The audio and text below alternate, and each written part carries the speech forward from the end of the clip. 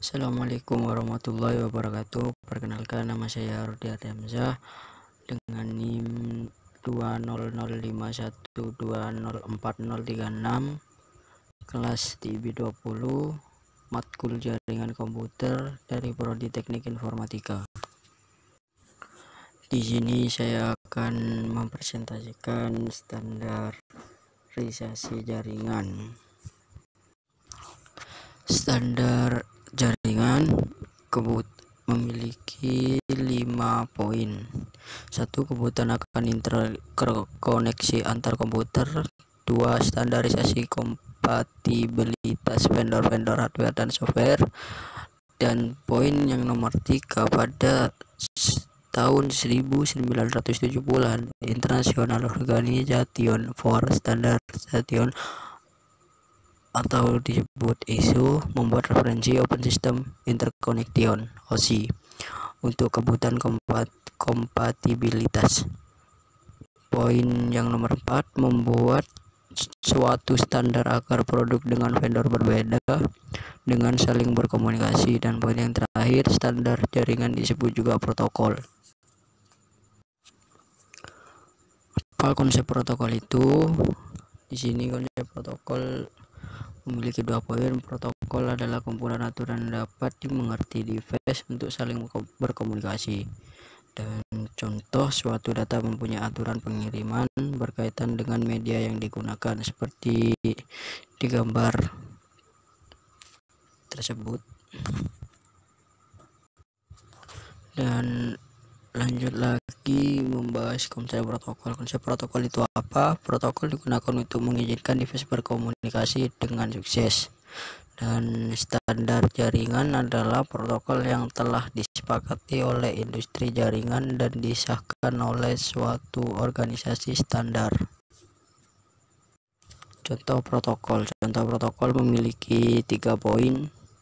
Poin yang pertama, TCP atau IP, Transmission Control Protocol atau Internet Protocol, protokol yang umum digunakan dalam komunikasi pada internet. IPX atau XBX untuk novel, Net BUI untuk Microsoft.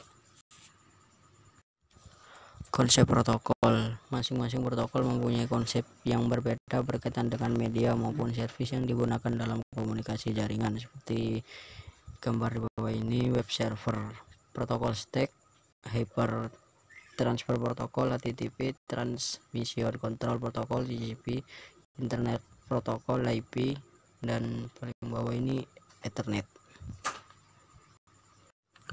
Dan selanjutnya, suatu protokol dapat berjalan di semua peralatan di dalam jaringan berkaitan dengan perbedaan media satu dengan lainnya. Seperti di gambar ini ada komputer, handphone, telepon rumah, dan orang bekerja menggunakan PC. Model OSI, model referensi, memberikan referensi untuk menjaga konsisten dari sebuah tipe protokol jaringan layanan. Model OSI sendiri memiliki 3 poin. Model atau acuan arsitektural utama untuk network yang mendeskripsikan bagaimana data dan informasi network dikomunikasikan dari sebuah aplikasi komputer ke aplikasi komputer lain melalui sebuah media transmisi. Untuk mempermudah pengertian, penggunaan, desain, pengolahan data, dan keseragaman standar vendor, OSI bukan suatu hardware melainkan panduan bagi vendor agar device-nya dapat berjalan di jaringan. Manfaat OSI: membuat peralatan vendor yang berbeda dapat saling bekerja sama, membuat standarisasi yang dapat dipakai vendor untuk mengurangi kerumitan perancangan, standarisasi interface, modular, engineer, kerjasama dan komunikasi teknologi yang berbeda, memudahkan pelatihan network.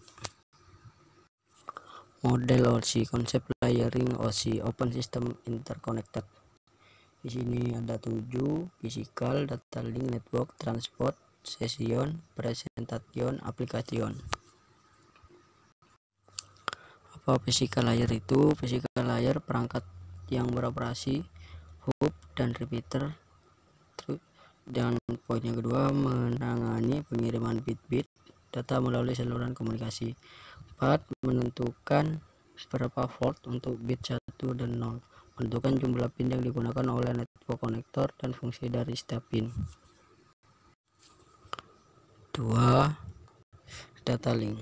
Data link itu sendiri memiliki 6 poin: perangkat yang beroperasi, bridge dan layer 2 switch, grouping data secara logikal, framing, menggabungkan paket menjadi byte dan byte menjadi frame, menyediakan akses ke media menggunakan alamat MAC address, melakukan mendeteksi kesalahan bukan perbaikan. Contoh Ethernet, HDLC, Aloha, IEE 802, LAN, FDDI.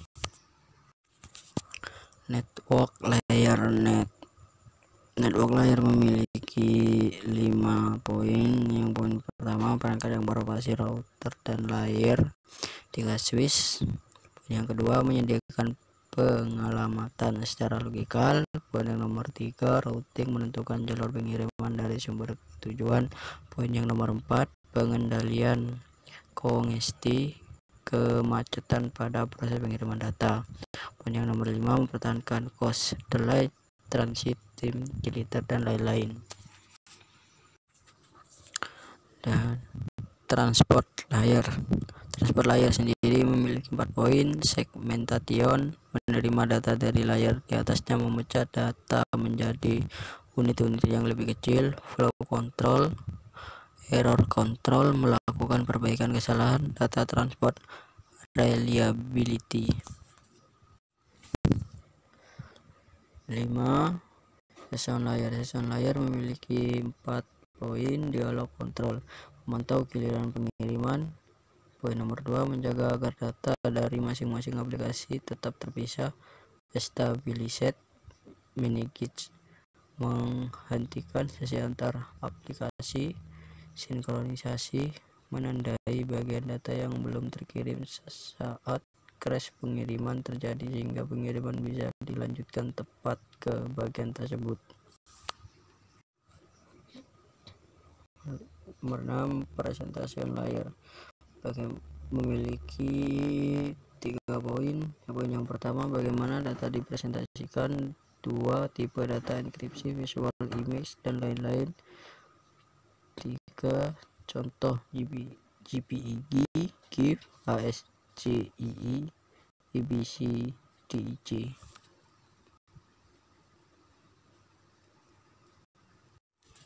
Dan yang terakhir, application layer memiliki 4 poin: layanan aplikasi. Dan yang kedua, sangat dekat dengan user. 3, menyediakan user interface ke jaringan melalui aplikasi. 4, contoh telnet, HTTP, VTP, email, dan lain-lain. Model TCP/IP arsitektur protokol yang digunakan oleh internet dan jaringan komersial lainnya. Perbandingan konsep OSI dan model TCP atau IP. OSI memiliki 7 ciri khas. Yang satu, physical, data link, network, transport, session, presentation, application.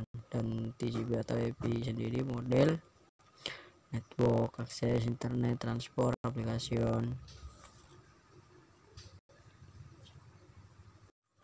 Konsep layering TCP atau IP. Konsep layering TCP atau IP.